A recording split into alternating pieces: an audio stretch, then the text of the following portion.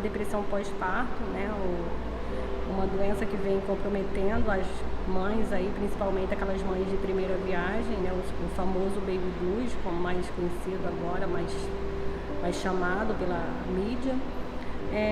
onde aquela mãe de primeira viagem desenvolve no puérpero, né, a questão muitas delas, devido a uma sobrecarga, ao medo do novo, elas desenvolvem um transtorno de humor, né, uma alteração de humor, as quais muitas ficam muito chorosas, outras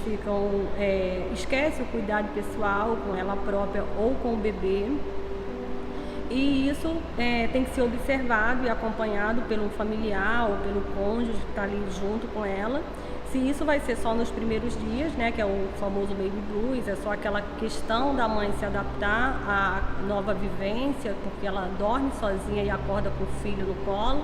Então ela tem que estar preparada para que toda a rotina dela seja mudada, para que toda a rotina dela esteja dentro da rotina da criança e não mais dela, pois ela recebeu aquele ser que depende dela para tudo. E muitas das mães, elas, por medo, por despreparo,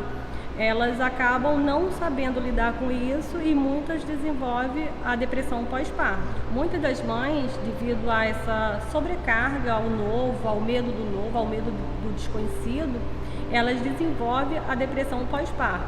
né? Só tem que ter um certo cuidado hoje com esse montanha de informações que a gente traz, né, que a mídia traz pra gente em relação ao baby blues, em relação à depressão pós-parto, porque sim, é bem normal esperar de uma mãe, principalmente as mamães de primeira viagem, que ela no início do recebimento daquela criança, que ela chega em casa com aquele ser, que ela sofra algumas alterações de humor mesmo, esperadas, né, que isso vai durar aí a primeira semana, no máximo até a segunda, né, que é até ela entrar naquela rotina, que a criança vai entrar na rotina daquela família, ou se isso vai persistir, se ela vai continuar com esse sintoma de chorando muito insegura, muitas das vezes ela não faz a higiene dela correta, ou não dorme bem, ou não faz a higiene da criança como esperado, não tem energia para lidar com aquela criança que está ali naquele momento dependendo apenas só dela. Então, aquela pessoa que está com ela, aquele familiar, o cônjuge, ou quem está ali orientando aquela mãe, quem está ali de apoio para aquela mãe, é importante que ele observe quanto tempo isso está durando,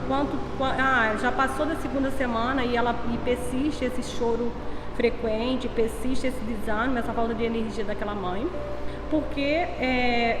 ela pode vir desenvolver a famosa depressão pós-parto, né? Que é onde aí sim ela vai ter que entrar com recurso de um profissional, com orientação de um profissional e muitas das vezes até com medicação. Os principais sintomas da depressão pós-parto, né, ou como chamada agora comumente como a baby blues, é a irritação, né, a ausência ou presença de muito sono, que a mãe pode estar com muito sono ou não dormir, a insegurança. Muitas das mães até rejeita aquela criança, não quer contato, deixando claro que isso não é